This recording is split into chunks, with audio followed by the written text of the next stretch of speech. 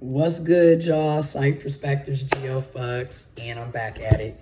In this video, kind of going back to what I was discussing in the whole rejection is a part of life video.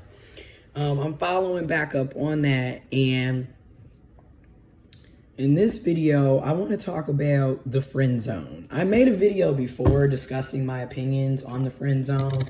Got uploaded last year, I want to say between January and February of 2019, so it's almost 2 years old. But I made a video discussing my opinions on the friend zone, and I would like to kind of retouch that topic and update it a little bit, add a little more to it.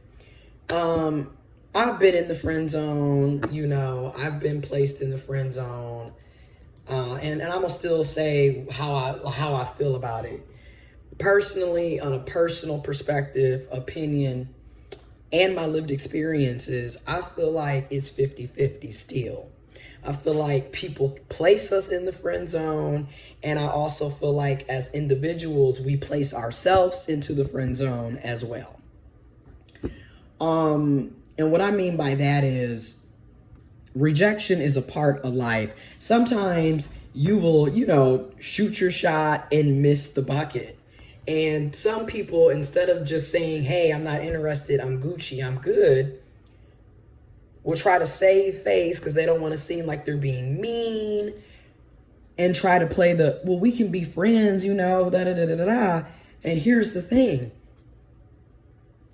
Maybe you can be friends, but err on the side of caution with that. It's really 50-50 because maybe y'all can be friends, but if the other person still has feelings, I'm gonna be honest, I would take a break from that friendship stuff, and y'all need to have a break. You need to have a break. You need to go and heal and recover and get a breather a lot of times. Because a lot of people will do that let's be friends stuff while the other person clearly still has feelings, deeper feelings. And that's one of the problems in itself. Number two, with the whole friend zone situation, then you got people who they'll put you in the friend zone after they've already established that they are not interested in having anything deeper, a deeper connection, a deeper love interest, a committed relationship. They're not interested. They don't find you attractive, and they don't find you,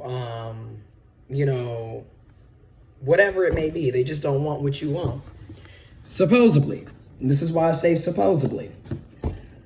They'll put you in the friend zone, but then, like I said in the previous video, proceed to flirt with you.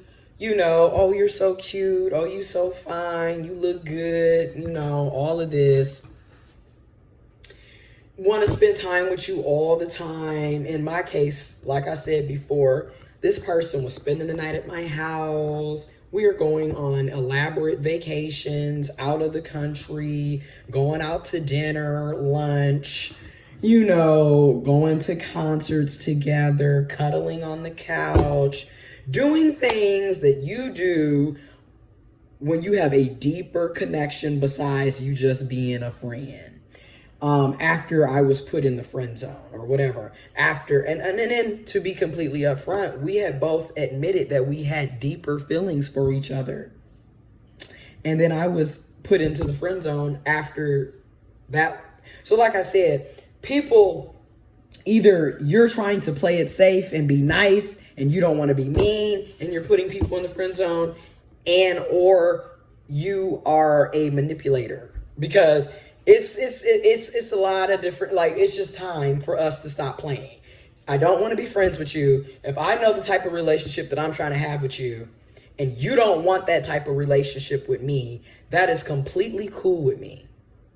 That is completely cool with me. I'm fine with that. We don't have to. However, I get to also say, I don't want nothing to do with you. Because a lot of toxic people, they'll do that friend zone shit. The toxic, dysfunctional, manipulative, liars, narcissistic types, They will do that friend zone shit because they still want to have some type of access to you, okay? So that friend zone shit is a nice way to still have connections with you, still have interactions with you, still get some energy and supply from you, okay? Okay, they're still able to be in the mix. And then what I noticed with this person, Mercy, what I noticed about this person as well, he would sit up after I was friend zoned and then brag about all the people that he was talking to and who he's about to hook up with and who he's meeting and all this other shit. Yet, if I was to bring up what I was doing, I would be called out and be, so who is that? Matter of fact, when we went to Canada, this person went through my whole damn phone after putting me in the friend zone. You going through my phone, done stole my phone, got my passcode, going through it to see what I'm doing. But I thought we was just friends. You see what I'm talking about? Got to be careful with the friend zone shit. Now, accountability. I have to take accountability. You have to take accountability. Okay, and this is where truth hurts. This is where truth hurts. This is where you have to take accountability. Now, I'm looking at all the signs. This is why I'm always saying pay attention to red flags. I was ignoring all the signs. Okay, the gaslighting, 1 minute you doing this, next minute you doing that. Words not matching actions, all of the mind games, all of this back and forth. Those were all the signs, so many different signs and red flags that I chose to ignore. And this is why I'm always saying you have to stop ignoring the obvious. A lot of times people have already shown you they are full of shit. And you keep going back for more. I mean, I'm just going to keep it a buck, keep it 150 Hassan Campbell style. This ignoring red flags is ultimately detrimental and will lead to you getting hurt. It's no, you know, I can't sugarcoat it or say it any other way. You have to stop ignoring the obvious, okay? You really do. And again, it's not cool. And we put ourselves in the friend zone because the minute he reneged, right? Because you said you have feelings and you know, and then all of a sudden, no, actually, let's just be friends. Okay, and I agreed, okay, let's be friends.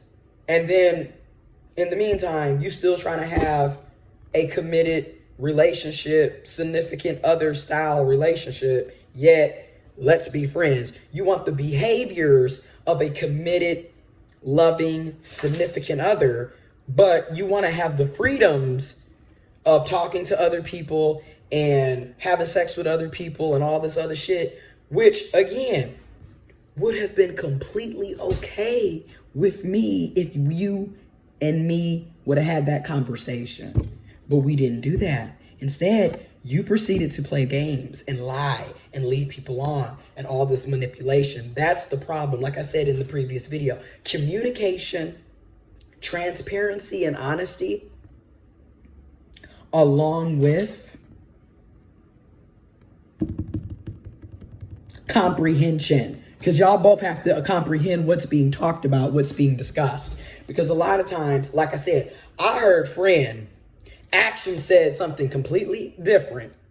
Okay, and that's what I mean by it's cognitive dissonance, it's gaslighting, and it's a form of manipulation. You know, okay, and what I'm getting is, and I'm not trying to be funny, but I'm gonna keep saying this for men. For cis men, trans men, non-binary men, masculine people, we have a track record of playing these mind games, okay? And what I mean by that is we love to say one thing and do the opposite. And a lot of men, especially the cis, they love to do this. It's masculine people in general, but cis men, it's like, what in the world? You know, y'all want to go and have your cake and eat it too. But in the meantime, let the other person also have their cake and eat it too. That's just it. That's how you know the root of this, especially to me when I look at masculine people, whether we're cis, trans, non-binary, men, masculine folks, the root of this, in my opinion, does boil down to patriarchy, misogyny, and toxic masculinity. It really does. Because it's like, again, when women do this to y'all want to bitch and moan and call them a hoe. But you do it all the time. So technically, you're the hoe. And that's what I mean by the projection. You're calling her a hoe, or the person that did you wrong a hoe. But when you do it, it's okay, and they need to stop tripping. You all in your feelings. It ain't even like that. Well, we not together after you done lied and manipulated. And don't get me wrong, women and feminine folks do the same thing, but we have to keep it a buck. We have to keep it real. Who's typically doing this type of shit? Okay? So that's the thing. It's like, and this is why I'm going to keep saying, as we move forward and we're ending 2020, we're going into 2021, red flags are hell no's. Hell no's. You have to stop ignoring the obvious. Okay? And this whole friend zone situation, again, you also have to take accountability. Stop placing yourself in the friend zone. I mean, shit, if you know that you're not looking for a friendship and that's not what you originally wanted anyways with that person, exit stage left. I mean, Jesus, don't waste your own time. Don't allow yourself to be played. Exit stage left. Put up those healthy boundaries. Okay? Boom, boom. Put them healthy boundaries up, because this shit is ridiculous. You're sitting up here getting played every damn day. And like I said, you're constantly complaining about how you keep running into these trashy people, but yet you keep feeding into trashy people. After a while, you have to start looking at your own patterns of behavior. And that's how I had to start looking at it. And that's another reason I'm keep saying it. It's one of the many reasons why today, 2 years later, I am non-monogamous. I am not looking for no monogamous relationship. I like non-monogamy and open relationships. I'm big on communication and I'm big on actions. I pay attention to actions and words. And if I'm getting confused and shit's not making any sense and I'm noticing red flags and inconsistencies, I dip out. And I'm going to say this, red flags, hell no. So the minute a red flag pops up, I'm automatically like, bye-bye. I don't waste my time anymore with that, because it really is a waste of time, honey, because the person has already shown you. I'm about to be on bullshit. And it is what it is. I didn't want a friendship with you. Dip out. They don't want a relationship with you. Dip out. Rejection is what? A part of life. This is true. Sometimes you shoot your shot and you miss the damn bucket. Hell, sometimes you're not even in the damn court. Like, you might as well have been outside of the damn stadium. Because where are you shooting? You missed it. It's okay. Okay, I done missed buckets. You feel me? And then I done landed 3-pointers. Shit. Or use another analysis.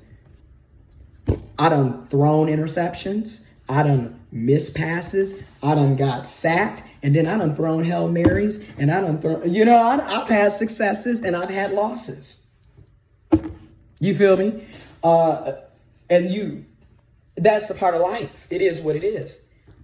You feel me? It is what it is. But what I'm saying is, stop playing yourself.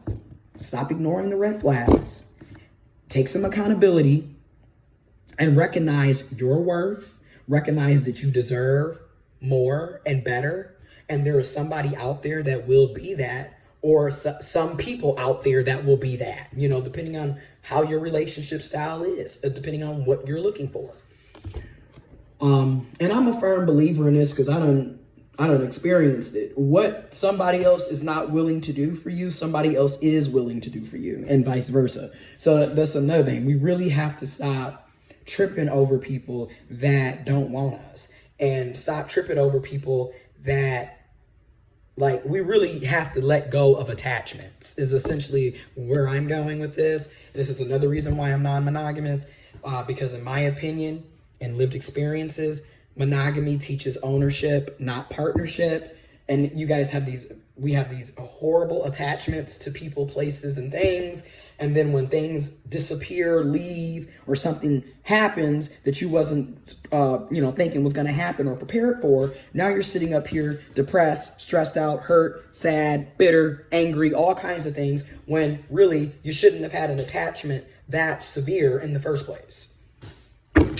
I mean, seriously, I literally met this person, dealt with this person for 7 months, and in those 7 months, I had an unnecessary attachment in the first damn place.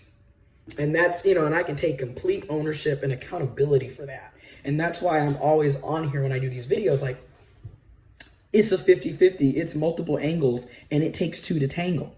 You have to also look at the games you played, the roles that you played, your own behaviors, and I mean, shit. And like I said, ever since I started really in therapy, counseling, checking myself, 2 years later, as y'all can see, and one thing about it, if you've been following me the past 2 years, since November of 2018 till now, December 2020, you see the changes, physically and mentally. And if you notice, when I'm talking about my lived experiences, I'm talking about what?